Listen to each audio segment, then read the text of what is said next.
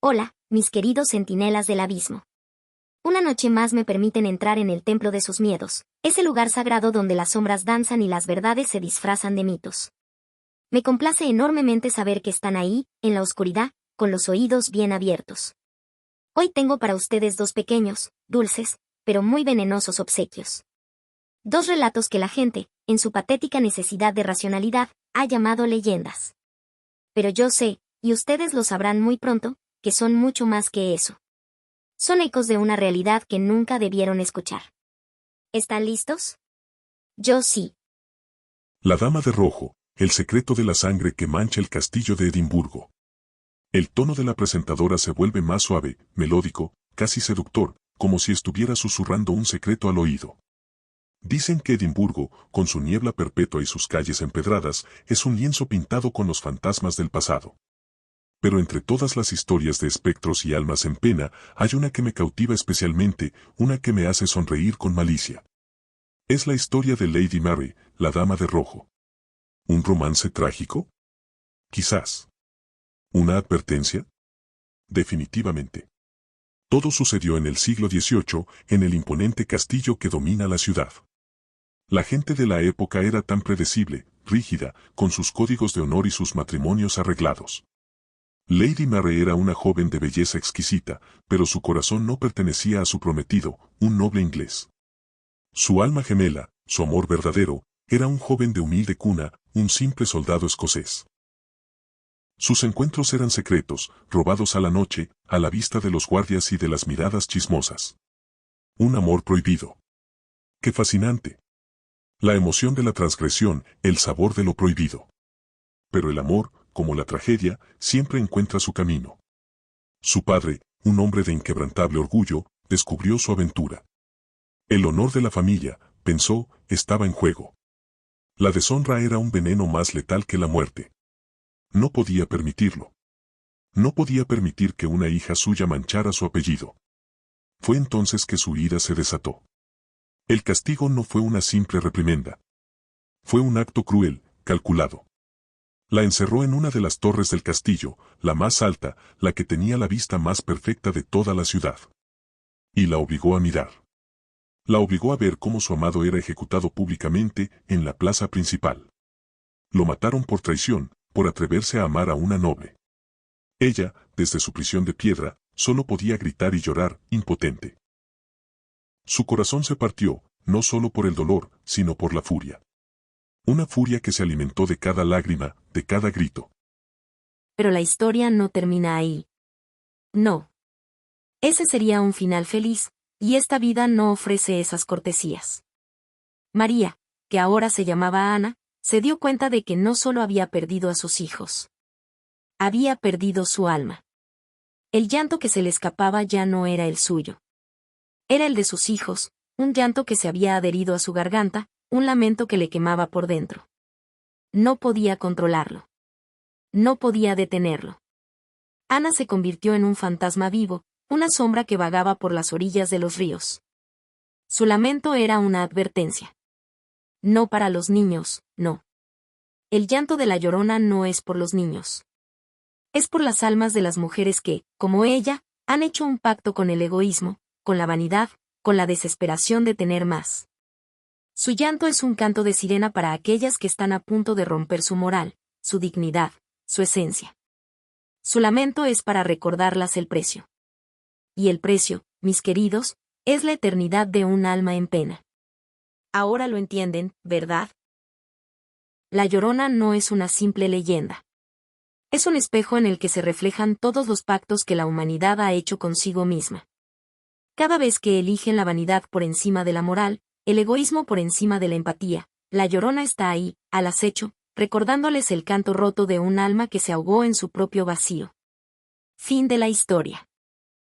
El hombre del saco, el secreto de tu miedo de niño. Vaya, vaya. ¿Esperaban una pausa? ¿Esperaban un respiro? Lamento decepcionarlos. Mi paciencia no es tan generosa como mi crueldad. Pero supongo que se ganaron un momento para secar sus patéticas lágrimas. ¿Tienen miedo? ¿Creyeron que la primera historia era solo un juego? ¡Qué dulce ingenuidad! Esa fue solo la entrada. El aperitivo. Ahora, el plato fuerte. Les traigo la verdad sobre el hombre del saco. Ese monstruo infantil que sus padres, con su estúpido amor, usaban para que se durmieran. El hombre del saco, el coco, el viejo del costal, tantos nombres para una misma realidad. Un hombre que se lleva a los niños que se portan mal. Una leyenda que ha viajado por el mundo entero. Pero, ¿y si les digo que la verdad es aún más simple y más aterradora?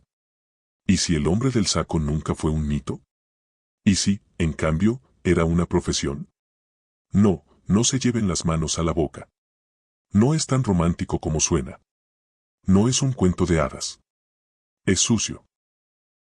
Es brutal. Es real. En los rincones más oscuros de las ciudades, en los callejones olvidados, en el pasado de la humanidad, existían hombres que se dedicaban a un oficio muy particular. No vendían dulces, no reparaban zapatos. Vendían a la infancia. Vendían a los niños. Eran hombres grandes, de mirada vacía y manos ásperas. Hombres que se movían en silencio, como sombras. Y el saco no era para meter regalos.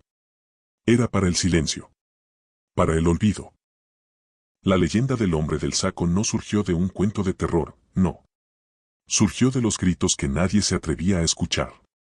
Surgió de las desapariciones que nadie se atrevía a investigar. Surgió del miedo que se sentía al ver a esos hombres con el saco a cuestas. Un saco que se movía, que se agitaba. Nadie quería saber lo que había dentro. Era más fácil crear una leyenda. Era más fácil creer que era un monstruo, un ser de fantasía, que aceptar la verdad. La verdad de que el hombre del saco era el reflejo de la maldad de la propia humanidad. Pero la historia se pone aún más oscura. Y aquí es donde su terror se volverá mío. ¿Creyeron que esos hombres se dedicaban a llevarse a niños al azar? ¡Qué error tan gracioso! No. Los hombres del saco tenían un trabajo. Un encargo. No se llevaban a los niños que se portaban mal. Se llevaban a los niños que estorbaban. A los que tenían padres desesperados. A los que vivían en la miseria. A los que eran vistos como un peso. El hombre del saco era la solución a los problemas de la gente que no quería ensuciarse las manos. Y el destino de esos niños no era mejor que el de la Llorona. No. Era peor. Se vendían. A la servidumbre. Al tráfico. A la perversión. A la muerte. El hombre del saco era el mensajero de un miedo real. El miedo a ser abandonado. El miedo a ser vendido. El miedo a ser olvidado. El miedo a que tu propia familia, en su desesperación, decidiera que ya no eras un tesoro. ¿Y ahora, siguen pensando que es solo una leyenda? ¿Siguen pensando que sus padres les contaban un cuento para que durmieran? No. Les estaban contando una verdad para que no terminaran en el saco. Una verdad que, a pesar de los años, sigue viva. Una verdad que, a pesar de los avances, sigue existiendo. El hombre del saco no ha desaparecido. Solo ha cambiado de nombre. De apariencia. De método. Pero el saco sigue ahí. Y las manos que lo sostienen siguen siendo humanas. Y el miedo que provoca sigue siendo el mismo. El miedo a ser un estorbo. El miedo a ser olvidado. El miedo a no ser suficiente. El miedo a ser desechado. Fin de la historia. Y así, con el eco de estos gritos que nadie se atreve a escuchar, me despido. O al menos, por esta noche. ¿Creyeron que era solo un juego? ¿Que mi voz era solo el hilo de un cuento? Se equivocan. Mis historias son la verdad que se esconde bajo la alfombra de la realidad. Mis palabras son la llave que abre el cofre de sus miedos. Y ahora que lo abrieron, ahora que lo vieron, ahora que sus corazones latidos como locos resuenan en mi oído, solo me queda preguntar, con esa sonrisa que no pueden ver, pero que estoy segura de que sienten, ¿quieren más? Sí. Yo sé que sí. Quieren más. Porque la curiosidad es una cadena que los ata a mí. Y la única forma de romperla es dándome un trozo más de su alma. Un simple clic para suscribirse. Un clic para no perderse la próxima vez que los despoje de su cordura. Un clic para mí. No. No lo creo. No me van a decepcionar. Hasta la próxima, mis adorables presas. No cierren los ojos. No se atrevan. Nunca lo hagan.